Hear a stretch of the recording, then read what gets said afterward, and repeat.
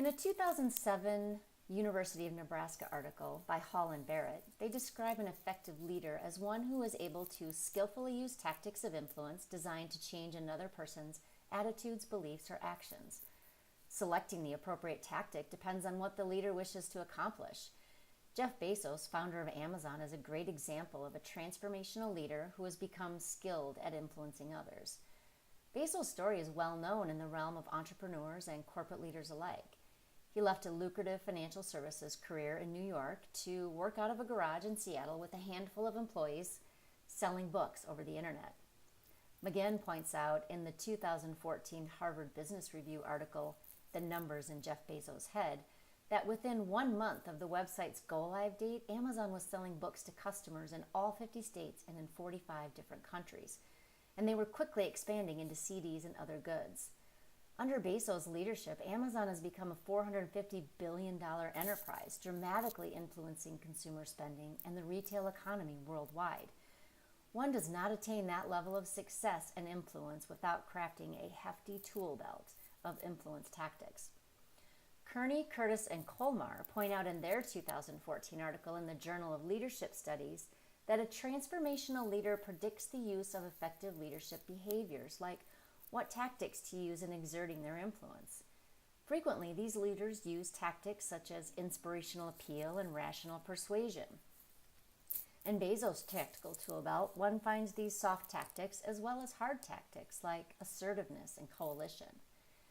In the 2014 Harvard Business Review article, McGinn provides a great example of how Bezos skillfully blends assertiveness, coalition, rational persuasion, and inspirational appeal to influence the birth of Prime. In short, key leaders and managers like Vijay Ravindran receive a last-minute invitation to a Saturday morning meeting at Bezos' home. When everyone arrives, Bezos energetically tells them about an employee's idea to offer free shipping on most products to customers who pay them an annual fee. The finance team immediately cringes and worries that waiving shipping charges would sabotage margins. In fact, nearly everyone in attendance felt it was an extremely bad idea.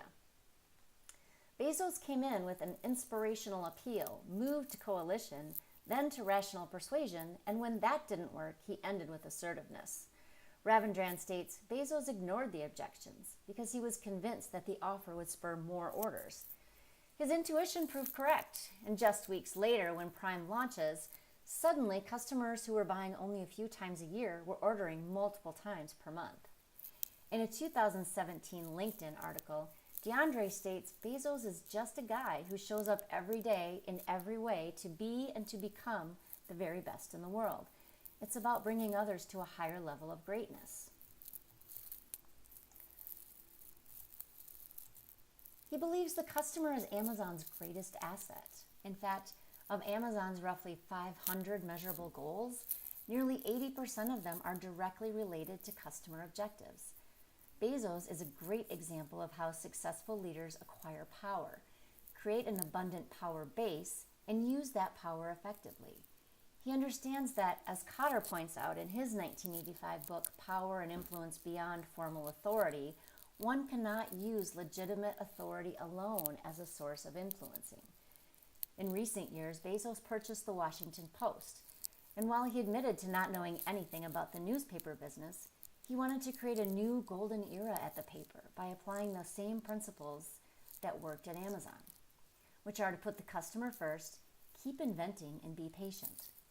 In addition to his incredible wealth and successful track record, Bezos was able to influence the execution of a complete overhaul of the Post using what Hall and Barrett referred to in their 2007 University of Nebraska article as soft tactics, such as inspirational appeal, ingratiation, consultation, personal appeal, and rational persuasion, most of which are proven to be highly effective tactics to get both compliance and commitment. In a 2018 Globe and Mail article, Martin outlines how Bezos has revived a flagging paper and turned it into a media powerhouse again. He leveraged inspirational appeal to gain the support of real news during a time when media is falling under corruption. He consulted with reporters, engineers, technology leaders to target a larger national audience. He maximized his personal appeal through new and existing interpersonal relationships in Washington that support his objectives. And with his rational persuasion, he leads a news media using logical arguments and factual evidence to persuade others to keep moving forward with his desire to, as Martin points out, bolster technologies and rapidly chase those digital subscriptions. Bezos has proven himself time and time again as an exceptional leader with a nearly unmatched ability to envision the future and lay the groundwork to reach each destination with success. This track record, along with his use of diverse and appropriate tactics of influence, have launched him into the #1 seat when it comes to influential leaders in the U.S.